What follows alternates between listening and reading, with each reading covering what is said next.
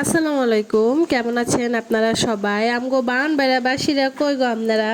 বান বেড়া কি শুরু হইলো? শুধু বৃষ্টি আর বৃষ্টি। একটু মজা করলাম। তা কি কেমন আছেন আপনারা সবাই? ব্রাহ্মণবাড়িয়াতে অনেক বৃষ্টি, শুধু ব্রাহ্মণবাড়িয়াতে না, সব জেলাতেই বৃষ্টি। আর সব প্রত্যেকটা প্রতিষ্ঠানে বাচ্চাদের পরীক্ষা চলছে। এখন ছুটি হয়ে গিয়েছে, প্লে নার্সারি ওদের পরীক্ষা আগে নেওয়া হয়ে গিয়েছে, 1 থেকে পরীক্ষা চলতেছে। এখন বাচ্চাদের ছুটি হয়েছে আর আদিল গিয়েছে ক্লাসে ভোট রাখার জন্য। আদিল সবসময় এরকম করে, ও আগে গিয়ে সামনে বেঞ্চে রেখে চলে আসে।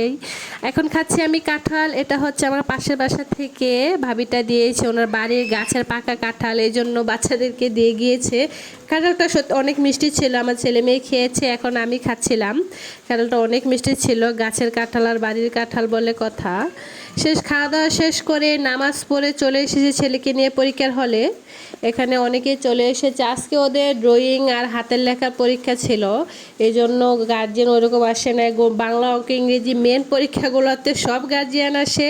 আর ওদের দেখেন ওরা আদিবা কি করছে, আদিবাকে নিয়ে আসলে আদিবা শুধু দৌড়াদৌড়ি করে ক্লাসের ভেতরে।